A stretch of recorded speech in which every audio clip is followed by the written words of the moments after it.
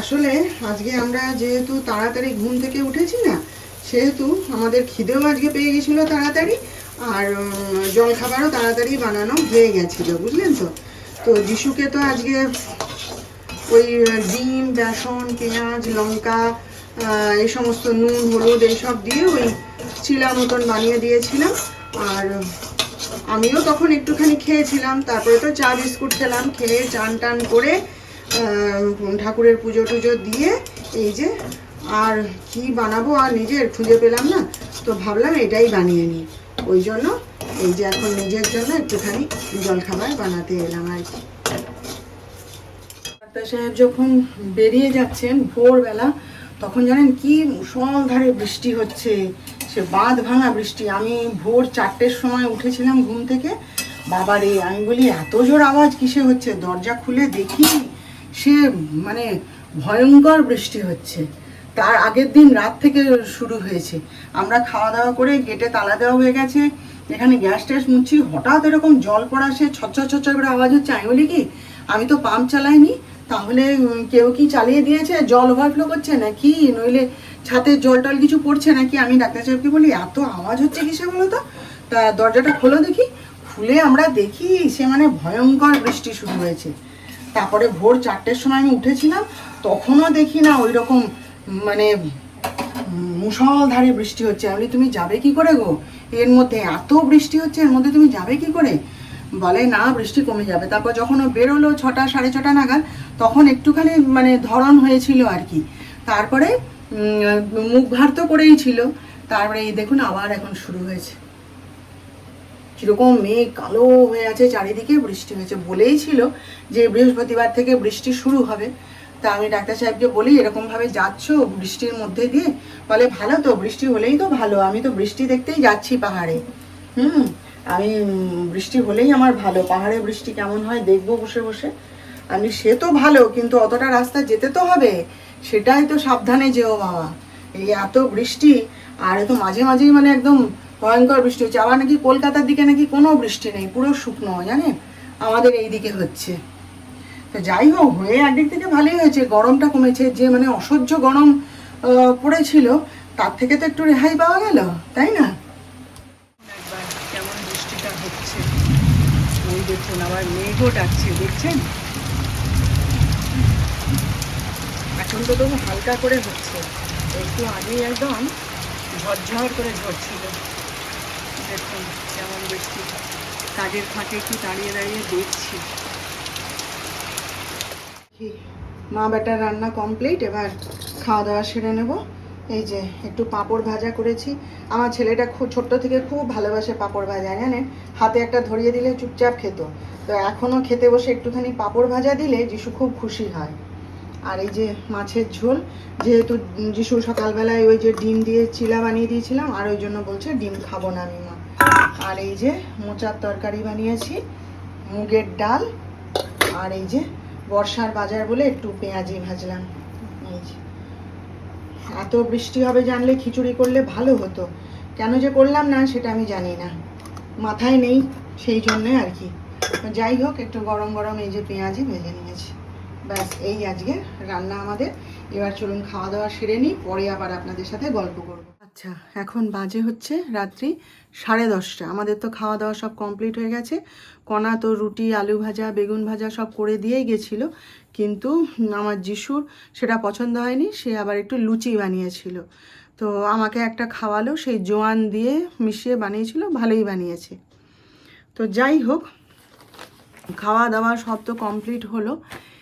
এখন আমি আপনাদের যে গল্পটা বলবো সেটা একটা ভুতুড়ে গল্প। হ্যাঁ, আমি কেন বলছি গল্পটা, আসল ব্যাপারটা কি সেসব কথা পরে বলবো, কিন্তু আমি এই মানে এই বিষয়টা সম্পর্কে আমার খুব কৌতূহল ছিল, এবং আমি নেট ঘেটে বা আমার পরিচিত যারা ওই স্টেশনে গেছেন তাদের মুখে শুনে বিভিন্নভাবে আমি মানে জোগাড় করেছি কিছু তথ্য। তো আপনারা বেগুন কোদর রেল স্টেশনের নাম নিশ্চয়ই শুনেছেন। বেগুন কোদর, কয়কার দ বয়শূন্য র। এটা একটা ভৌতিক রেলওয়ে স্টেশন বলে পরিচিত। তো যাই হোক, অনেকেই জানেন এর সম্পর্কে, আবার অনেকেই তো জানেন না। তো যারা জানেন না তাদের জন্যেই আমার আজকের এই গল্প। ঠিক আছে, আমি যতটা জেনেছি, যতটা জোগাড় করেছি আপনাদের সঙ্গে ঠিক ততটাই আগে শেয়ার করি। আপনারা শুনুন, ভালো লাগবে। ভৌতিক গল্প তো শুনতে কিন্তু খুব ভালো লাগে। তো এই যে বেগুনকোদর রেলওয়ে স্টেশনটা, এটা পুরুলিয়াতে অবস্থিত, পুরুলিয়া জেলায় অবস্থিত আর কি। তো বলছে পশ্চিমবঙ্গ আর ঝাড়খণ্ডের মাঝামাঝি একটা গুরুত্বপূর্ণ রেল স্টেশন হচ্ছে এই বেগুনকোদর রেলওয়ে স্টেশন, বুঝলেন তো? এই স্টেশনের ওপর দিয়ে একসময় বহু ট্রেন যাতায়াত করেছে। তো স্থানীয় লোকজনদের কাছে এটা একটা ভুতুড়ে রেলওয়ে স্টেশন নামে মানে পরিচিত আর কি। তো কেন এটা ভৌতিক রেলওয়ে স্টেশন হয়ে গেল? প্রথম তো খুব উৎসাহ নিয়ে রেল স্টেশনটা চালু করা হয়েছিল এবং প্রচুর ট্রেন সেখান দিয়ে যাতায়াত করতো, প্রচুর মানুষ সেখান দিয়ে যাতায়াত করতো। তো হঠাৎ করে এটা কেন ভৌতিক রেলওয়ে স্টেশন নামে পরিচিত হলো? এবং এটা মানে কোনো গল্প বা ছেলে খেলা নয়, এটা মানে ভীষণ গুরুত্বপূর্ণ ঘটনাটা। তো বলছে যে এই যে গল্পটা, ভৌতিক রেল স্টেশন বলে যে গল্পটা শুরু হয়েছিল, সেটা হচ্ছে স্বাধীনতার প্রায় 13 বছর পরেকার কথা। ওই সময় বেগুনকোদর বলে যে অঞ্চলটা ছিল, যে গ্রামটা ছিল আর কি, সেখানে কোনো রেল স্টেশন ছিল না। স্থানীয় মানুষদের তাই ট্রেন ধরতে অনেক দূরে যেতে হতো। তারা তখন আবেদন জানালো যে এখানে একটা রেল স্টেশন বানানোর, এবং সেই আবেদনের ভিত্তিতে 1962 সালে তৈরি হয় এই বেগুনকোদর রেলওয়ে স্টেশনটা। মানে ওখানে যে অঞ্চলটা ছিল তার নাম হচ্ছে বেগুনকোদর, সেই নামে এই স্টেশনটার নাম হয়েছিল বেগুনকোদর। কিন্তু এখানে আলাদা করে কোনো প্ল্যাটফর্মও ছিল না, শুধু ছিল কি একটা টিকিট কাউন্টার আর স্টেশন মাস্টারের থাকার জন্য একটা কোয়ার্টার বানানো হয়েছিল। ঠিক আছে, একটা সময় পর্যন্ত সব কিছুই ঠিকঠাক ছিল। সারা দিন এখানে বহু ট্রেন চলাচল করত। এইভাবে কেটে গেল 5-5টা বছর। তারপর একজন স্টেশন মাস্টার এখানে বদলি হয়ে এলেন। তিনি এবং তার স্ত্রী এসে ওই কোয়ার্টারে থাকতে শুরু করলেন। তারপর হঠাৎ একদিন রাতে এই স্টেশন মাস্টার একটি মেয়েকে সেখানে দেখতে পান ওই রেল স্টেশনে, এবং তিনি কি দেখলেন যে তিনি হঠাৎ দেখেন যে সেই মেয়েটি ট্রেন আসার সাথে সাথে সেই ট্রেনের সাথে পাগলের মতন ছুটছে। ঠিক আছে, প্রথম দিন তিনি ভাবলেন যে মেয়েটি বোধহয় ট্রেন ধরার জন্য ছুটছে অত জোরে, কিন্তু পরের দিনও তিনি সেই একই ঘটনা লক্ষ্য করলেন এবং দিনের পর দিন তিনি সেই একই ঘটনা দেখতে থাকছেন। এবং তিনি কি লক্ষ্য করলেন যে এরপর তিনি লক্ষ্য করেন যে রাত হলেই যখনই ট্রেন আসে ওই মেয়েটি সেখানে আবির্ভাব হয় কোথা থেকে, এবং সেই মেয়েটি ওই ট্রেনের থেকেও বেশি স্পিডে একটা নির্দিষ্ট ট্র্যাক ধরে ট্রেনের পাশে পাশে ছুটতে থাকে। কিছুদিন সেই ঘটনাটা পরপর দেখার পরে উনি সেই স্টেশন মাস্টার যিনি আর কি, তিনি তার সহকর্মীদের ঘটনাটা বলেন, কিন্তু কেউই তার কথাটা বিশ্বাস করতে চায় না, হেসে উড়িয়ে দেয়। কিন্তু কিছুদিন পর শোনা যায় যে এর কিছুদিন বাদে সেই স্টেশন মাস্টার এবং তার স্ত্রী খুন হন, এবং সেই স্টেশনেরই একটা পাতকুয়া থেকে তাদের দুজনের মৃতদেহ আবিষ্কার করা হয়। এই ঘটনার পর থেকেই লোকমুখে নানা অলৌকিক কাহিনী রটতে থাকে। আস্তে আস্তে সেই সব কাহিনী চারিদিকে ছড়িয়ে পড়তে থাকে, সবাই জানতে পারে ঘটনাটা, এবং সন্ধ্যা নামলেই মানুষ তখন কি হলো, আস্তে আস্তে ওই স্টেশন মুখও আর হয় না। এই সব খবর রেলের কাছে পৌঁছলে তারাও আস্তে আস্তে সেখানে ট্রেন চলাচল বন্ধ করে দেয়। মানে কিভাবে একটা স্টেশন মানে ভুতুড়ে স্টেশনে পরিণত হলো দেখুন। শুধুমাত্র দূরপাল্লার ট্রেনগুলো যাতায়াত করে মাঝে মধ্যে ওখান দিয়ে, এবং স্টেশনের ওই পুরো যাতায়াত করে ওখান দিয়ে, আর প্রচণ্ড স্পিডে ওখান দিয়ে বেরিয়ে যায় যাতে ওখানে থামতে না হয়। হ্যাঁ, এবারে আস্তে আস্তে দেখা গেল কি না, মানে শোনা যেতে শুরু করলো যে স্টেশনের ওই পোড়ো বাড়িটায় যে মানে প্ল্যাটফর্মের যে ঘরটা করা হয়েছিল আর কি, বাড়িটা, সেই পুরো বাড়িটায় নাকি রাত হলেই নানা রকম আলো জ্বলতে থাকে, ফিসফাস আওয়াজ হতে থাকে, স্টেশনে নাকি পায়ের আওয়াজ শোনা যায়। যেমনভাবে ভৌতিক ঘটনা যেমন মানুষের মনের মধ্যে কাজ করে, সেই সমস্ত আস্তে আস্তে রটতে শুরু করলো। তখন আস্তে আস্তে কি করলো, এই যে যে স্টেশনটাকে আস্তে আস্তে হন্টেড ঘোষণা করা হয়ে গেল। এবং দেখা গেল কি যে অনেক মন্ত্রী, অনেক এমএলএ, তারাও নাকি এই রেল স্টেশনের ভৌতিক ব্যাপারটাকে স্বীকার করে নিয়েছে এবং তারা অনেকেই বলেছে যে এই স্টেশনটাকে বন্ধ। কেন রেল স্টেশনটা এত ধুমধাম করে সেটা বানানো হলো, কেন রেল স্টেশনটাকে ভৌতিক স্টেশন বলে মানুষ মেনে নিল, বা কেন এটা চারিদিকে রুটলো, তার তো একটা কারণ থাকবে। হঠাৎ করে তো কোনো রেল স্টেশন বা কোনো কিছু কিরকম ভৌতিক জায়গা বা ভৌতিক বলে তো কেউ বলতে পারে না, নিশ্চয়ই তার একটা কোনো কারণ আছে।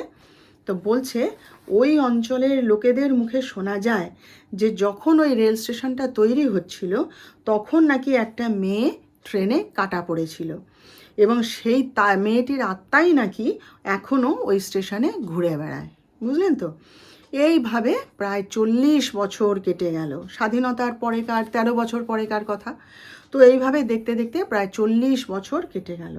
মিডিয়া এবং প্যারানর্মাল সোসাইটি অফ ইন্ডিয়া থেকে প্রায় 11 জনের একটা টিম তাদের সমস্ত আধুনিক যন্ত্রপাতি নিয়ে এবং ওই প্যারানর্মাল অ্যাক্টিভিটি দেখার জন্য যে যন্ত্রগুলো সেই সমস্ত নিয়ে তারা সেখানে উপস্থিত হয় এবং তারা রাতের বেলায় সবাই মিলে ওই স্টেশনে রাতও কাটায়, কিন্তু তারা কোনো কিছুই সেখানে দেখতে পায় না, কোনো আওয়াজও শুনতে পায় না, কোনো কিছুই তারা সেখানে দেখতেও পায় না, বা কোনো নেগেটিভ এনার্জিও তাদের ওই যন্ত্রপাতিতে ধরাও পড়ে না। তো এইটা যখন ওখানে যখন মানুষজন রাতে থাকলো এবং ওই অফিসার যারা সব এলো এখানে, তখন বিভিন্ন রকম পরীক্ষা নিরীক্ষা করলো, করে দেখলো যখন কিছু নেই, তখন স্থানীয় মানুষদের মনে আস্তে আস্তে ওই ভূতের ভয়টা কাটতে লাগলো এবং তখন তারা কি করলো, আবার ওই স্টেশনটিকে আবার নতুনভাবে চালু করার জন্য সবাই মিলে আবেদন করতে শুরু করলো। এই আবেদন করার পর 2009 সালে আবার এই বেগুনকোদর রেল স্টেশনটা খোলা হলো। কিন্তু খুললে কি হবে, দেখুন মানুষের মনে একটা ভূতের ভয় কিন্তু সবার মনেই একটা আছে। হ্যাঁ, যতই আমরা বলি না আমরা ওসব মানি না, ওরম করি না, কিন্তু ভৌতিক একটা ভয় কিন্তু মানুষের মনে থাকে, সব মানুষের মনেই থাকে।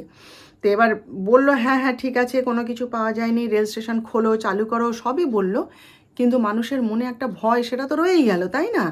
সে স্টেশনে পা দেওয়ার আগে সে তো দুবার চিন্তা করবে, যে স্টেশনে এতদিন রাতে কেউ যায়নি, ঝপ করে সেখানে পা দিতে গেলে সব মানুষই চিন্তা করবে। তো সেই রকম স্থানীয় মানুষদের মনে ভয়টাও একটু একটু করে কাটতে থাকলো, কিন্তু কি বলে কিছুটা হলেও সে ভয়টা কিন্তু রয়ে গেল। এখনও রাতের বেলায় ওই স্টেশনের ত্রিসীমানায় কিন্তু কোনো মানুষ যায় না, রেলের কোনো স্থায়ী কর্মীও ওই রেল স্টেশনে থাকে না। এই হচ্ছে ওই বেগুনকোদর রেলওয়ে স্টেশনটির গল্প, বুঝলেন তো? তো বলছে পুরুলিয়ার অযোধ্যা পাহাড়ের গা ঘেঁষে এই বেগুনকোদর স্টেশনের গা ঘিরে এরমই একটা গা ছমছমে গল্প রয়েছে। ইন্টারনেট খুললে সারা বিশ্বের যত ভুতুড়ে স্টেশনগুলোর নাম আছে তার মধ্যে কিন্তু একেবারে প্রথমে নাম রয়েছে পুরুলিয়ার এই বেগুনকোদর রেল স্টেশনটি। তাহলে দেখতে পাচ্ছেন এটা কিন্তু ফেলনা নয়, হ্যাঁ, সিরিয়াস ব্যাপার। ভারতীয় রেল অফিসের, এমনকি শুনুন, ভারতীয় রেল অফিসের রেকর্ড বুকেও অফিসিয়ালি এই স্টেশনটিকে হন্টেড বলে ঘোষণা করা হয়েছিল। বুঝতে পারছেন? এই হচ্ছে বেগুনকোদর রেলওয়ে স্টেশনের গল্প। আমি অনেক দিন ধরেই গল্পটা শুনেছিলাম, তারপরে আমি ভালো করে এটা সম্পর্কে জানলাম, জেনে আপনাদের সঙ্গে গল্পটা শেয়ার। যে কথাটা সেটা হচ্ছে আমাদের ডাক্তার সাহেব ওই বেগুনকোদর রেলওয়ে স্টেশনের পাশে অযোধ্যা পাহাড়ে বেড়াতে গেছেন, বুঝলেন? তার বন্ধুকে নিয়ে, তার ভাইকে নিয়ে ওই রেল স্টেশনের ওখানেই বেড়াতে গেছেন। তো আমাদের যে ড্রাইভার বন্ধুটি তার সঙ্গে গেছে, ছেলেটি জানেন ইংরেজিতে MA, বুঝলেন তো। তার বাবা ড্রাইভারির কাজ করতো, তো ছেলেটি ইংরেজিতে এমএ, কিন্তু কোনো কাজকর্ম পায়নি। বর্তমান যুগে কাজকর্ম তো আর পাওয়া তো মানে একটা মানে দুঃস্বপ্নের ব্যাপার, তাই না? তো কাজকর্ম কিছু সে পায়নি, সেই জন্যে ওই বাপের কাজটাকে সেও মানে নিয়েছে। আমাকে কালকে ডাক্তার সাহেব এসে বলছেন, জানো ছেলেটি এরকম ইংরেজিতে এমএ করেছে, এরকম গাড়ি চালায়, বাপের ব্যবসাটাকেই দেখছে। তা আমি বললাম ভালো তো, হ্যাঁ। তো আজকে বাপ তার গাড়ি ড্রাইভারি করে জীবন চালিয়েছে, সেও ওই ড্রাইভারির ব্যবসাটাকে নিয়েছে, আস্তে আস্তে সে তো লেখাপড়া জানে, আস্তে আস্তে লোন টোন নিয়ে ওই ব্যবসাটাকেই সে বড় করবে, তাই না? হ্যাঁ, ছেলেটি কালকে হঠাৎ রাত্রেবেলায় ফোন করে ডাক্তার সাহেবকে বলছে, স্যার আপনারা যেখানে বেড়াতে যাচ্ছেন বা আমরা যেখানে বেড়াতে যাচ্ছি সে তার পাশেই কিন্তু সেই বেগুনকোদর রেলওয়ে স্টেশনটা। হ্যাঁ, তো ডাক্তার সাহেব এসে আমাকে বলছে। তা আমি এখন ঠাট্টা ছলে ডাক্তার সাহেবকে বলছি, তো ভালো তো, এত হন্টেড রেলওয়ে স্টেশন, তুমি তো হন্টেড জায়গা কোনো দিন দেখোনি, গল্প শুনেছো, তো তুমি এক কাজ করো, তোমরা তিনজনে মিলে ওই রেল স্টেশনটা একবার ঘুরে এসো। রাতের বেলায় নাই যাও, রাতের বেলায় তো বলছে ওখানে ত্রিসীমানায় লোকজন এখনও কেউ যায় না, হ্যাঁ এখনও সেরকমভাবেই পড়ে থাকে, তো দিনের বেলাতেই ঘুরে এসো। ডাক্তার সাহেবের মুখটা ভয় পেয়েছে, চুপ করে আমার দিকে তাকিয়ে আছে, তাকিয়ে তারপরে আস্তে আস্তে মুখটা ঘুরিয়ে নিল। তাতে আমি দেখলাম মুখটা ভয় পেয়েছে সে। তো সেইখানেও গেছে। তা সেই আমাদের যে ড্রাইভার বন্ধুটি সে কিন্তু বলছিল, বলে যে ওর কে বন্ধু বান্ধব কজন মিলে নাকি ওই রেল স্টেশনে গেছিলো, ওই মানে ওই অযোধ্যা পাহাড়ে বেড়াতে গেছিলো, গিয়ে তারা ওই রেল স্টেশনে রাত কাটিয়েছিল। স্যার ওখানে ওরা তো রাত কাটিয়েছিল, একদম রাত থেকে সকাল অবধি ছিল এবং জেগে বসেছিল, এবং ওরাও সেখানে কিছু দেখতে পায়নি, কোনো কিচ্ছু নেই ওখানে। ওগুলো হচ্ছে মানুষের মনের একটা ভয় ভীতি, একটা ভুল ধারণা, বা কোনো কালে হয়তো কোনো মেয়ে একটা মারা গেছিলো হয়তো রেল ওরকম, আমরা তো সবসময় ওরকম গল্প জানতে পারি, শুনতে পারছি, সেরকমই কোনো ঘটনা হয়তো ঘটেছিল। তো সেই থেকে মানুষের মনে ঢুকে গেছে ওটা, গিয়ে ওই রকম একটা ভয়ের সৃষ্টি হয়েছে। তো যাই হোক, বলছে তো এটা মানে নেট খুললে দেখা যাচ্ছে একদম ভৌতিক রেল স্টেশন বা ভৌতিক যত জায়গা রয়েছে তার মধ্যে এটা 1 নম্বরে রয়েছে, কম কথা নয়। তো সেই জন্যে আপনাদের সঙ্গে গল্পটা শেয়ার করলাম। কেমন লাগলো গল্পটা জানাবেন, আর ভালো লাগলে একটা লাইক শেয়ার ও সাবস্ক্রাইব করে অবশ্যই জানিয়ে দেবেন।